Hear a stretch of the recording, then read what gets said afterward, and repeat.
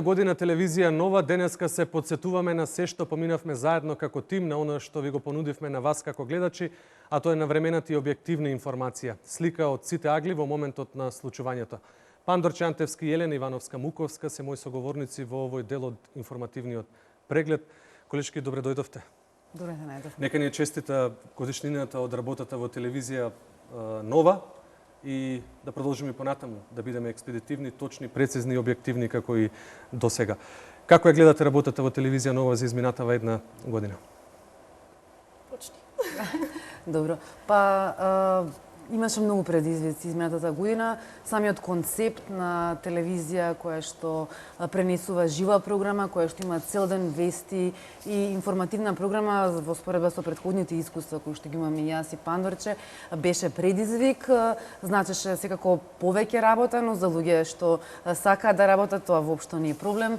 Токму затоа прифативме, еве, претпоставам дека тоа и може и Пандорче за себе да го каже, да доживееме ново искуство, да работиме поинаку, да работиме во телевизија во која што навистина работат голем број на луѓе и која што е сепак многу опремена, многу повеќе опремена од сите други медиуми, која што може да овозможи живи јавувања од секое место буквално и да доловиме атмосферата, информацијата секогаш кога сме на настан, навистина што може побрзо и што може пократко и јасно, тоа било секој пат предизвик, барем за мене во цела оваа година, но секако имаше и големи предизвици кои што морам во овој момент да ги спомнам.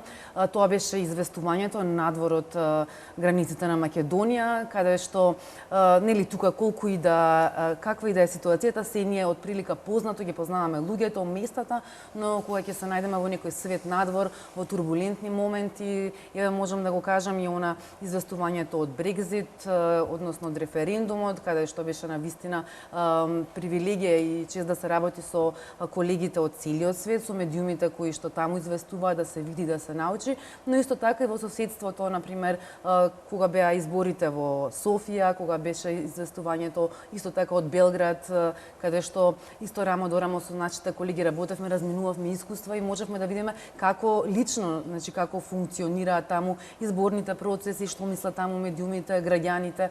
Мислам дека тоа беа големи искуства и големи предизвици за мене и да не ги спомнувам сега и другите патувања надвор.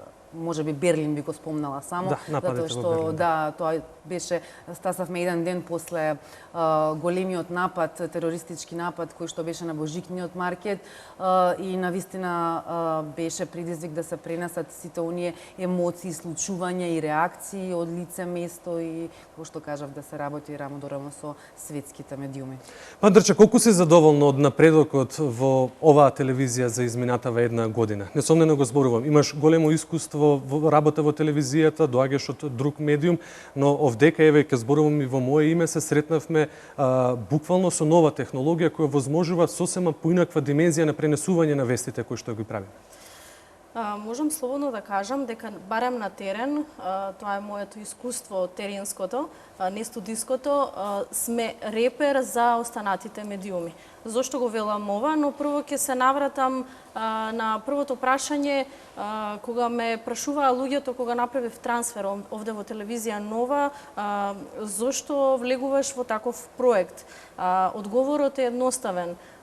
Вести нон-стоп, затоа што светот се менува во рок од 24 часа и ние мора сето тоа да го следиме и да бидеме први со информацијата. Тоа е во суштина одговорот на прашањето зошто се приклучивме јас и колешката кон овој проект.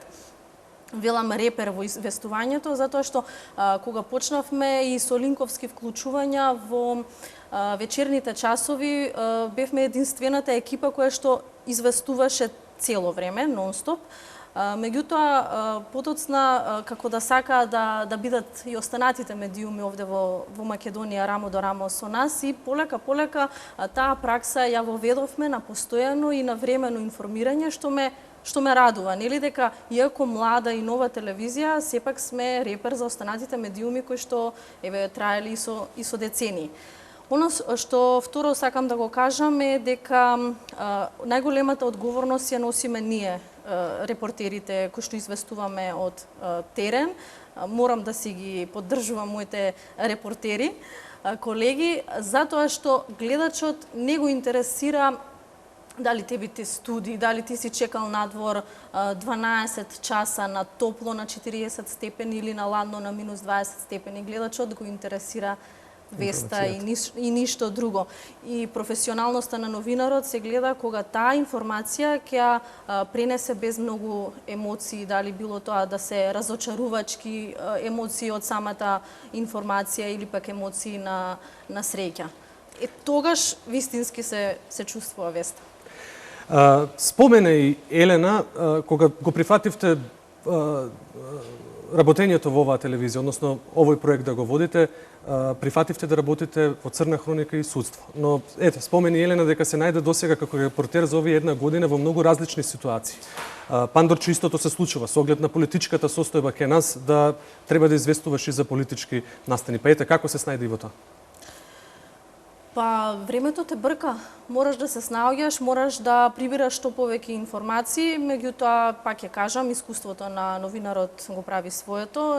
Ние професионалните новинари знаеме секогаш да си ја провериме информацијата, да ја пренесеме сликата, што во нашиот случај со телевизија од ваков карактер е, мислам дека најбитно.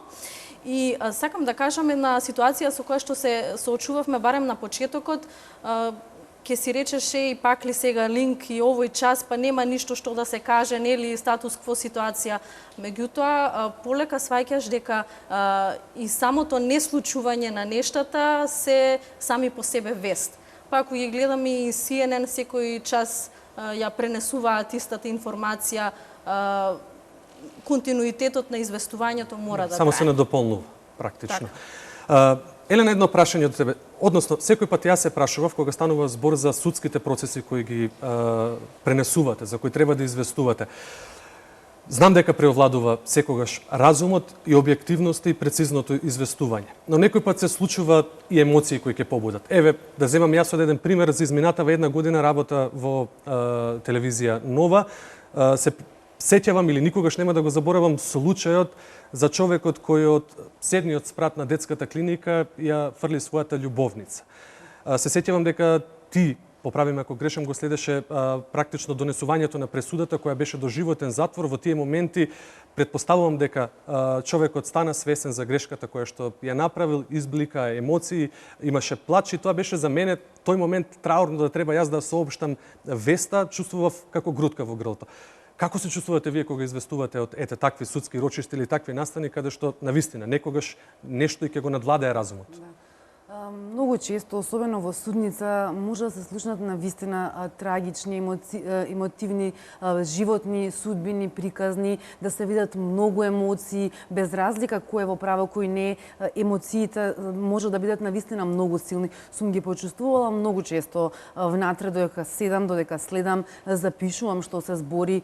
Јас и моите колеги сум забележала дека има емоции, но кога ќе дојде моментот да се седне, да се напише и да се објави на линк, особено нели во живо тука и може би е и потешко да се контролира, си го повторувам она во себе дека новинарот треба да биде објективен наблюдувач и известувач на она што се случило. Секако ќе се каже дека имало емоции, дека може би било навистина траурно, но тоа би се опишало без тоа да го покажам јас преку моето известување, затоа што не треба ниту пак и гледачите да ги преземаат тие мои емоции кои што ги соопштувам на телевизија, значи се обидувам, иако нели не особено кога станува збор за одење во живо, ти тоа го знаеш, Иван, не можеш секогаш целосно можеби да исконтролираш се што се случува, но се трудиме. И она што и Пандорче го кажа, да се надоврзам, ние претходно се знаеме како колешки, заедно работевме,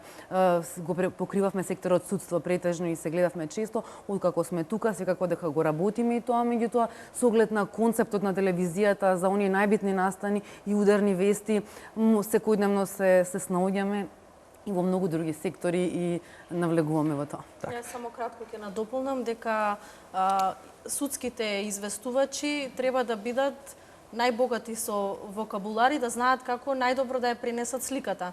Затоа што внатре, како што знаат и гледачите, не е дозволена снимка и треба и самата гестикулација, затоа што и начинот на како им стојат рацете или пак гестикулацијата на лицето треба да се опише и поблиску да го запознаеме гледачот со. И за крај само уште едно прашање конкретно за тебе, Пандорче. Ова е втора телевизија која што практично се отпочнува од темел. Како ти се чини прогресот на ТВ Нова во измината една година? Се постигнува ли ефектот за кој сите тежнеме, а тоа е да бидеме главен информатор на вести за гледачите? Така, значи, ова е мое второ искуство да бидам дел од тимот кој што подигнуваат телевизија од нула. Да. И добро, технологијата и новата опрема, можеби компјутерска опрема, сега има поголем замав. И мислам дека и самиот менаџерски тим во оваа телевизија, одлучувајќи да вложи што повеќе во ресурси и услови за работа, не сгреши, затоа што овој концепт многу бара. Да, ми ви благодарам за тоа што бевте дел, одвоивте време од оние секојдневни обврски, работни пред се за телевизија Нова, да бидете дел од овој студио, да ги запознаеме гледачите практично кого гледаат зад и пред камерите. Ви благодарам уште еднаш за одвоеното време. А почитувани, во продолжение, практично тука ќе го завршиме овој преглед и дружење на телевизија Нова. Ќе ве запознаеме со тимот кој што практично ги монтира видеоприлозите кои ги подготвува екипата, репортерите и новинарите на оваа телевизија. Биби, здраво. Здраво. Биби,